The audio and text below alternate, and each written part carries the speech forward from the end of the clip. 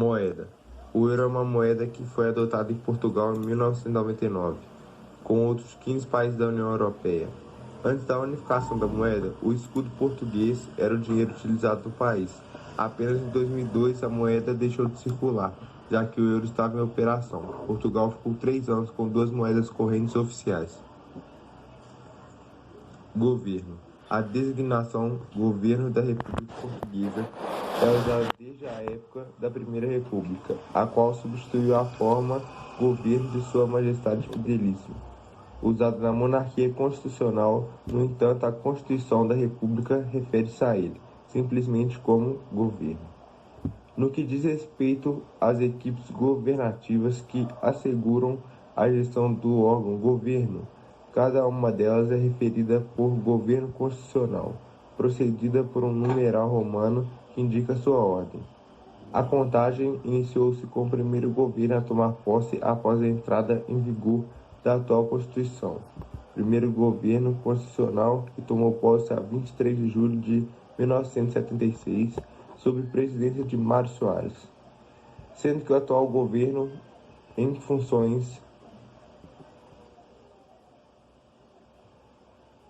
do governo. O governo tem funções políticas, legislativas e administrativas, isto é, entre outras coisas, negociar com outros estados ou organizações internacionais, propor leis à Assembleia da República, estudar problemas e decidir sobre eles, normalmente fazendo leis, fazer regulamentos técnicos para que as leis possam ser cumpridas, decidir onde se gasta o dinheiro público, tomar decisões administrativas para o bem comum. Formação do governo. Após as eleições para a Assembleia da República ou a demissão do governo anterior, o presidente da República ouve todos os partidos que elegeram deputados à Assembleia e, tendo em conta os resultados das eleições legislativas, convida uma pessoa para formar o governo. O primeiro-ministro, indicado pelo presidente da República, goza de total autonomia para formar o governo, tanto quanto a orgânica, como também na escolha dos ministros. O presidente da República dá posse ao primeiro-ministro e ao governo que seguidamente faz o respectivo programa, apresentando-o à Assembleia da República. Depois, a Assembleia da República faz o debate e a votação do programa. Composição do governo. O governo é constituído pelo primeiro-ministro, pelos ministros, pelos secretários de Estado e pelos subsecretários de Estado. Também pode incluir um ou mais vice-primeiros ministros. Os ministérios são os principais departamentos governamentais, cada qual sendo dirigido por um ministro. O governo inclui também um departamento central designado Presidência do Conselho de Ministros, com uma organização idêntica à de um ministério, mas que pode incluir mais de um ministro. O 22º governo constitucional, atualmente em funções, diferencia-se dos anteriores pelo fato de a sua organização não definir a essência de ministérios. Ao invés, cada ministro dirige uma área governativa que pode não estar estruturada como um ministério ou corresponder apenas a um conjunto de organismos públicos tutelados. Com essa organização, algumas secretarias gerais e outros organismos de suporte ministerial deixaram de estar dedicados a um único ministério e passaram a apoiar transversalmente 2 ou mais áreas governativas. Idioma. Em Portugal fala-se português, mas como em todos os lugares, cada região tem a sua forma de pronunciar as palavras. Religião.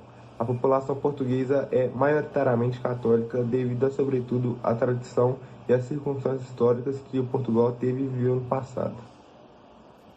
Economia. Nos últimos anos, a economia portuguesa vem atravessando um período de ajustamento estrutural e consolidação das contas públicas, no sentido de uma maior sustentabilidade orçamental e da balança de pagamentos. Em maio de 2014, o governo anunciou a conclusão e saída do Programa de Assistência Econômica e Financeira, PAEF, acordado com a UE e o FMI. Fundo Monetário Internacional em maio de 2011, recuperando o acesso ao financiamento nos mercados de dívida internacionais Segundo o Banco de Portugal, os objetivos da PAEF foram globalmente cumpridos, tendo algumas características da economia portuguesa, como seja a capacidade líquida de financiamento em relação ao exterior, o ajustamento estrutural primário, a consolidação orçamental em curso, bem como a transferência de recursos do setor não transacionável para o transacionável, constituindo alguns dos elementos favoráveis para o processo de crescimento sustentável. Nos últimos anos, as autoridades portuguesas procederam a reembolsos antecipados do empréstimo concedido pela FMI no âmbito da PAEF, aproximadamente 8,4 mil milhões de euros em 2015 e 4,5 milhões de euros em 2016, segundo o IGCP, a Agência de Gestão da Tesouraria e da Dívida. Portugal está entre as 50 maiores economias do mundo, com perspectiva positiva de crescimento dos próximos anos, como demonstram os dados macroeconômicos. Relevo. Portugal tem duas regiões com relevos distintos, o norte e o centro, com predominância de planaltos e serras, entre as que destacam-se Gerês e Peneda, e o sul, com regiões mais baixas como planícies e planaltos suaves. O ponto mais alto do país fica na montanha do Pico, no arquipélago de Açores, com cerca de 2.350 metros. Hidrografia. Por conta da localização quanto à Espanha, Portugal tem a maior parte dos seus rios nascidos nos países vizinhos, que seguem seus leitos até o Oceano Atlântico, com exceção ao Sado, nasce na Serra do Caldeirão, e o Mandego nasce na Serra da Estrela. Os rios portugueses têm forte poder energético. Clima. O clima em Portugal é mediterrâneo, CSA no sul e CSB no norte, de acordo com a classificação climática de Köppen-Geiger. Os verões são amenos nas terras altas do norte do país e na região litoral do norte e do centro. O outono e inverno são tipicamente ventosos, chuvosos e frescos, sendo mais frios nos distritos do norte e central do país, nos quais ocorrem temperaturas negativas durante os meses mais frios. No entanto, nas cidades mais ao sul de Portugal, as temperaturas só ocasionalmente descem abaixo dos 0 graus Celsius, ficando pelos 5 graus Celsius na maioria dos casos. Normalmente, os meses de primavera e verão são ensolarados e as temperaturas são altas durante os meses mais secos de julho e agosto, podendo ocasionalmente passar dos 40 graus em boa parte do país. Em dias extremos e com maior frequência no interior do Alentejo, em algumas regiões, como as bacias do Tejo e do Douro, as temperaturas médias anuais podem chegar a atingir os 20 graus Celsius. A precipitação total anual média varia de pouco mais de 3 mil milímetros nas montanhas do norte a menos de 600 milímetros em zonas do sul do Alentejo. O país tem em volta de 2.500 a 3.200 horas de sol por ano, em uma média de 4 a 6 horas no inverno e 10 a 12 horas no verão, com valores superiores no sudeste e no inferior do noroeste. A neve ocorre regularmente em 4 distritos no norte do país, Guarda, Bragança, Vila Real e Viseu, e diminui a sua ocorrência em direção ao sul até se tornar inexistente na maior parte do Algarve. No inverno, temperaturas inferiores a menos 10 graus Celsius e nevões ocorrem com alguma frequência em pontos restritos, tais como a Serra da Estrela, a Serra do Gerês e a Serra do Montezinho, podendo nevar de outubro a maio nesses locais. Vegetação. Por conta do clima, Portugal é caracterizado por 2 tipos diferentes de vegetação.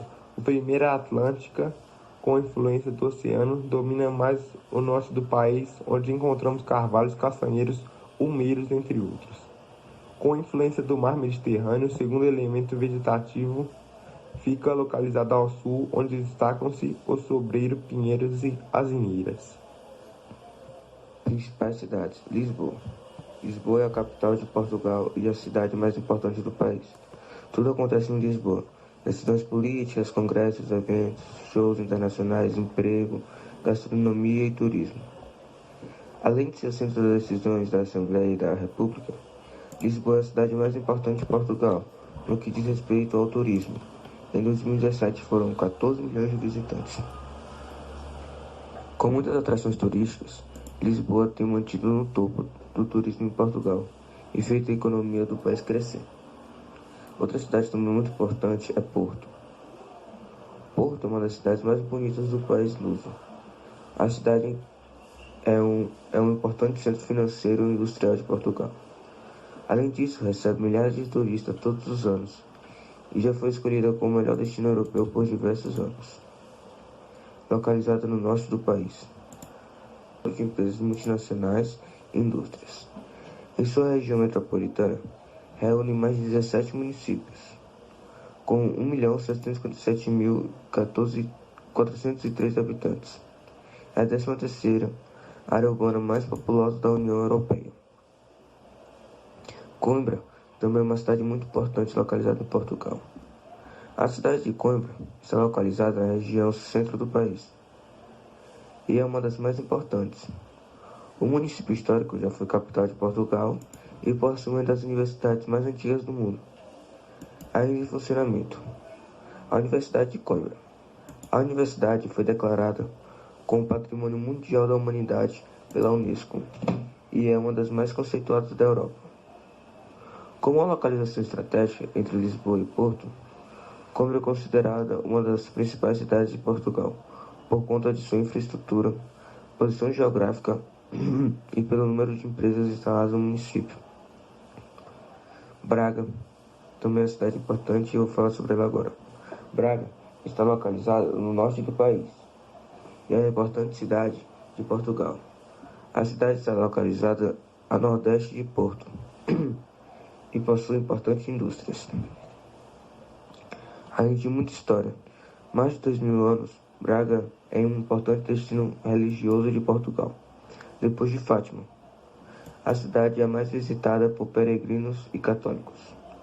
Possui igrejas belíssimas e santuários imponentes como Sameiro e Bom Jesus do Monte, localizada no topo da cidade.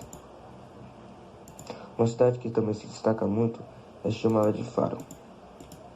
Faro é a capital da região do Algarve e é uma das principais cidades de Portugal, com foco no turismo. Faro possui aeroporto, consulados e importantes eventos do sul do país. A cidade e em seu entorno receberam milhares de turistas durante a temporada de verão.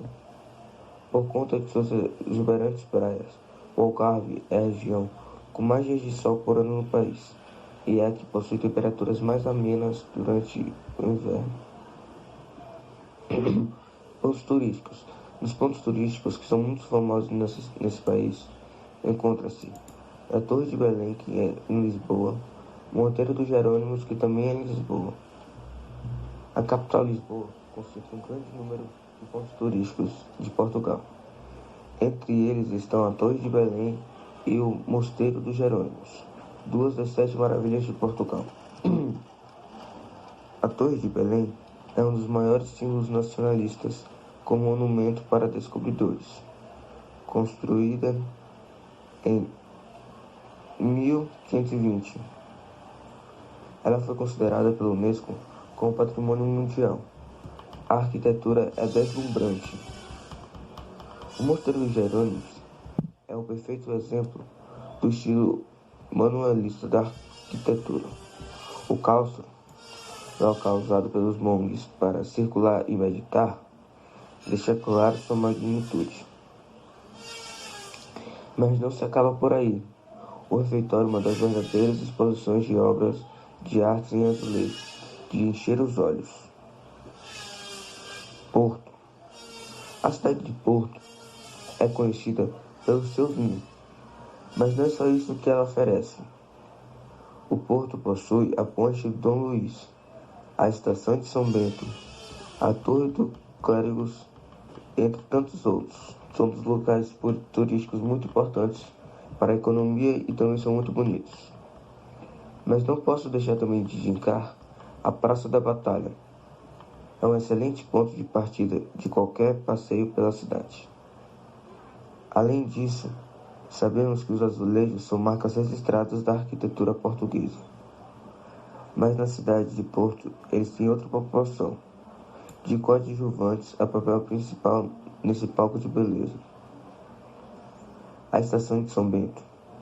A estação de trem de São Bento foi construída a princípios do século IX, sobre os restos dos antigos conventos de São Bento de Ave Maria, e ainda conserva esse ar melancólico e antigo que caracteriza a cidade de Porto. Embora de cara da fachada seja senhorial e chamativa, a verdadeira já está no seu interior. Há um hall decorado com mais de 20.000 azulejos, no qual se retrata a história de Portugal. Braga. Imagine um local que seja o paralelo entre o antigo e o novo convivendo em harmonia. Braga. A cidade universitária, que tem mais de 2.000 anos de história, é um dos pontos turísticos de Portugal que oferece opções diversas para quem gosta de contrastes entre o passado e o futuro. Ou seja, lá tem uma harmonização entre o passado e o futuro. O estilo mais sombrio do Mosteiro de Tibas contrasta com o colorido e exuberante do Palácio do Raio. Para aqueles que gostam de conhecer monumentos religiosos, Braga concentra uma porção de locais que valem a visitação, tais como o Santuário de Bom Jesus do Monte, a Sé de Braga, o Santuário do Sameiro e o Paço Arquiepiscopal Bracanense. Cascais. A Ribeira Portuguesa, outro nome dado a Cascais, é uma excelente opção para quem gosta da badalada vida litorânea. A cidade respira um ar diferente, o do luxo e o do glamour. Entre os melhores pontos turísticos de Cascais estão o Palácio do Conde de Castro Guimarães, o Farol do Museu de Santa Maria e a famosa Boca do Inferno. O colorido da cidade e suas construções são marca registrada, combinando perfeitamente com o clima litorâneo. A Boca do Inferno é um dos locais mais visitados na região, e o pôr do sol ali é de tirar o fôlego. Óbidos. O Castelo de Óbidos é um dos principais pontos turísticos de Portugal, pois recebeu a segunda colocação no concurso das 7 maravilhas do país, realizado em 2007. Sintra. A vila de Sintra, localizada no distrito e área metropolitana de Lisboa, é um daqueles destinos imperdíveis em Portugal. Além das belezas naturais, as ruelas do vilarejo, com o tom romântico e a construção do lugar, fizeram com que a arquitetura pitoresca de lá tornasse patrimônio da Unesco em 1995. Serra da Estrela. Como Portugal não é conhecida pela abundância de neve, se for para procurar um lugar onde ela está concentrada, a Serra da Estrela é um destino ideal. A vista do topo mais alto de Portugal continental é uma das atrações, além de ser o único local do país que pode praticar esqui e outros esportes de neve. Nazaré. Nazaré de mesmo nome, o qual é formado por Nazaré, Valado dos Frades e Famalicão.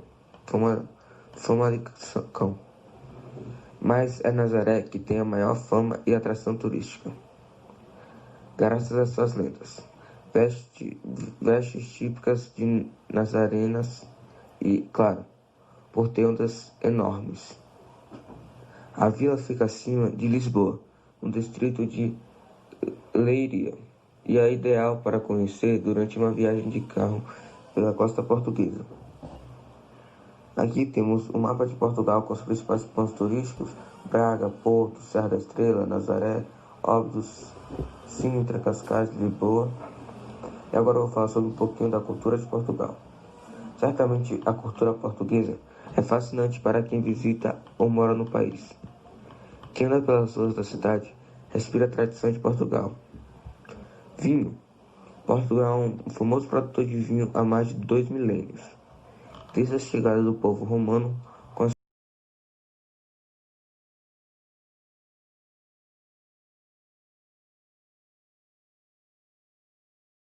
as técnicas de cultivo e produção.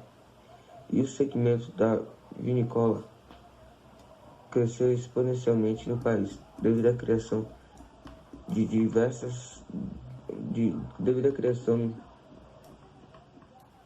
devido à grande diversidade de castas de uvas.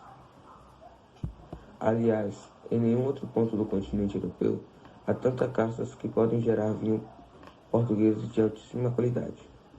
Em Portugal, existe ainda a região demarcada mais antiga do planeta, no Douro. Este local foi desenvolvido para garantir a excelência mundialmente reconhecida, como o famoso vinho do Porto. A culinária. A culinária de Portugal é muito diversificada e rica. Você pode encontrar uma grande variedade de receitas típicas em diferentes lugares do país. Além disso, a cozinha portuguesa está muito relacionada ao clima local. Ainda, devido às particularidades da história portuguesa, a gastronomia está dividida entre a área do Mediterrâneo e o Atlântico.